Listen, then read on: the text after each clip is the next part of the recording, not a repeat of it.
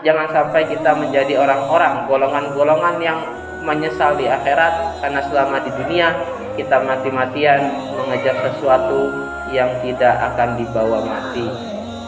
Adakah kita sadar?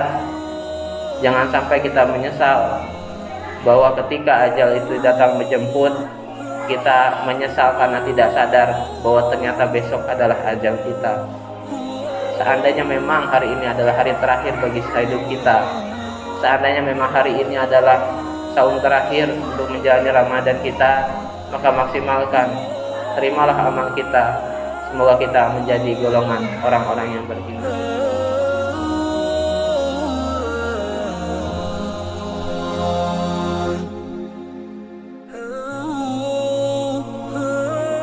Jamaah rahimakumullah, khatib di khutbah Jumat ini ingin mengajak kepada para jamaah untuk sama-sama kita bermuhasabah. Khususnya di momentum Ramadan tahun ini, bermuhasabahlah dalam masalah kematian, terutama kematian yang menimpa kita masing-masing. Ada banyak di luar sana saudara-saudara kita yang di usia mudanya sudah Allah panggil lebih dulu. Apalagi kita yang sudah beranjak di usia tua, seharusnya kita bisa juga memfokuskan amal ibadah kita, memfokuskan setiap jerih payah kita, keringat kita dikucurkan hanya untuk beribadah kepadanya. Pernahkah kita berpikir jangan-jangan Ramadan tahun ini bisa menjadi Ramadan terakhir bagi kita? Atau jangan-jangan saum hari ini bisa jadi saum terakhir?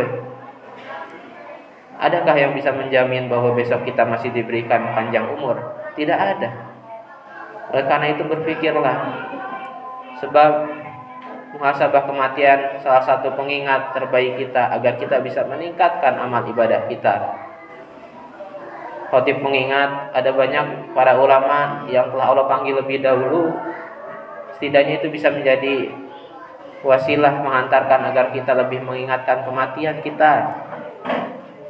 Teringat ada almarhum Ustadz Arifin Ilham yang beliau diwafatkan belum beranjak di usianya yang 50 tahun. Ada almarhum Syekh Ali Jaber yang Allah panggil lebih dulu, diwafatkan di usianya yang baru beranjak 44 tahun.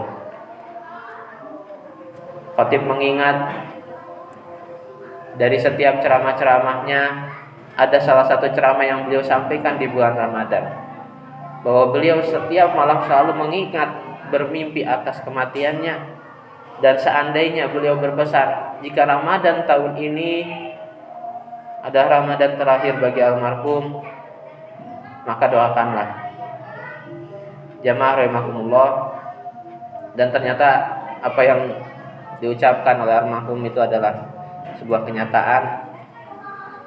Adakah kita berpikir sebagaimana para ulama berpikir, kapan batas waktu kematian kita yang datang? Tak kenal waktu, tak kenal tempat, tak kenal ruang. Sebab yang namanya ajal itu bukan masalah nomor urut, tapi masalah nomor cabut. Tak ada yang bisa menebak kapan seorang itu akan dihantarkan batas kematiannya. Yang terpenting kita menjadi pribadi yang lebih baik, sebab orang-orang yang lebih baik adalah mereka yang ingat mati. Yang salah adalah mereka yang lupa dengan kematiannya. Wa nisyanul maut rasul kulli khoti'ah. Kata Rasul, apa sebab kenapa banyak orang berbuat jahat? Karena mereka lupa dengan mati. Padahal kita semua kan sudah menyadari bahwa kullu nafsin dha'iqatul maut. Setiap yang bernyawa pasti akan mati. Bahkan tidak hanya manusia, jin bisa mati, iblis pun bisa mati. Apalagi kita, makhluk yang serba lemah, pasti juga akan dihadapkan dengan kematian. Likulli ummatin ajal. Tiap-tiap umat itu pasti akan menemui ajal, batas waktunya. Fa idza ajaluhum la yastakhiruna sa'ah. Kalau misalnya sudah datang batas waktunya, tidak ada yang bisa memundurkan barang sedikit pun. Wala yastaqdimun, dan enggak bisa juga memajukannya. Kalau belum ajalnya datang, maka tidak akan datang ajalnya kepada dia. Itulah mengapa kita harus memahami dulu, bermuhasabah, memperbanyak, karena kematian itu bukanlah ujian kita yang terakhir. Justru bisa jadi kematian itu adalah ujian kita yang pertama sebelum kita melewati ujian sesungguhnya nanti di yaumil mizan, ketika kita dihadapkan dan ditimbang amal kita. Pernahkah kita bisa mengira itu supaya kita bisa memaksimalkan amal ibadah di Ramadan tahun ini? Kalau misalkan di ujian yang pertama saja kita tidak sanggup, bayangkan seandainya dicabutnya ajal. Seseorang merasakan sakratul maut digambarkan seperti sakitnya ditusuk 1000 pedang. Namun bersyukurlah kita selaku orang beriman. Rasul pernah menyampaikan bahwa orang beriman ketika ruhnya dicabut itu bagaikan mencabut rambut dari tumpukan tepung. Itulah mengapa Allah pernah berfirman, qad aflahal mu'minun, berbahagialah, beruntunglah orang-orang yang beriman itu. Salah satu keuntungan kita itu minimal di ujian yang pertama sebelum menghadapi ujian sungguhnya nanti di akhirat adalah ketika sakaratul maut kita diringankan, tidak seperti orang-orang lain. Itu baru yang pertama. Belum nanti kita dihadapkan di yaumil mizan, bahwa kita termasuk orang-orang yang berat amal timbangannya di kanan atau di kiri. Yang jelas Allah sudah memisahkan itu orang-orang kafir, karena mereka adalah orang-orang yang akan ditempatkan di dalam neraka. Fatakun narolati waquduhan nasu wal hijarah. Takutlah kalian kepada neraka yang bahan bakarnya dari manusia dan batu. Uiddat sil kafirin, yang memang itu disediakan bagi orang-orang kafir. Maka beruntunglah orang-orang beriman yang dimana mereka ada kesempatan untuk bisa masuk surga lebih dulu, dan juga ada kesempatan untuk dihindarkan dari siksa api neraka.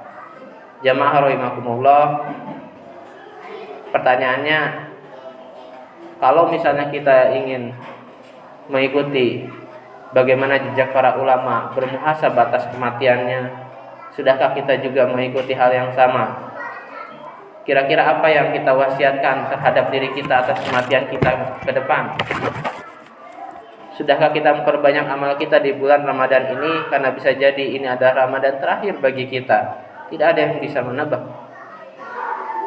Sebab tempatnya neraka bukan hanya orang-orang kafir. Bisa jadi kita orang muslim yang selama di dunia kufur terhadap nikmatnya. Allah berfirman, kaifa takfuruna billahi, bagaimana mungkin kamu kufur terhadap Allah? Wa kuntum amwatan fa ahyakum, padahal kamu itu dahulu itu adalah sebuah benda yang Allah jadikan mati, berasal dari cairan yang banyak manusia bilang hina, kemudian Allah hidupkan. Summa yumitukum summa yuhyikum, kemudian Allah matikan kembali dan Allah akan hidupkan kembali. Summa ilaihi turja'un. Begitulah tempat kita kembali. Sebab rumah kita yang asli bukan di dunia. Rumah kita asli adalah rumah kita, tempat tinggal di akhirat kelak, tempat tinggal keabadian kita. Di dunia kita hanya merantau. Seandainya saja di dunia kita berpergian jauh ke tempat wisata, apa yang kita cari hanya membawa oleh-oleh. Kalaupun oleh-oleh itu lupa kita bawa, pasti keluarga kita, istri dan anak kita itu sangat marah dan kecewa karena bepergian kita tidak membawa oleh-oleh. Lalu bagaimana jika bepergian itu sebagaimana kita melakukan perjalanan hidup semasa hidup di dunia? Apa oleh-oleh yang kita bawa nanti di akhirat? Jangan sampai Allah udah kasih waktu kita 50 tahun tapi masih belum bisa baca Al-Quran.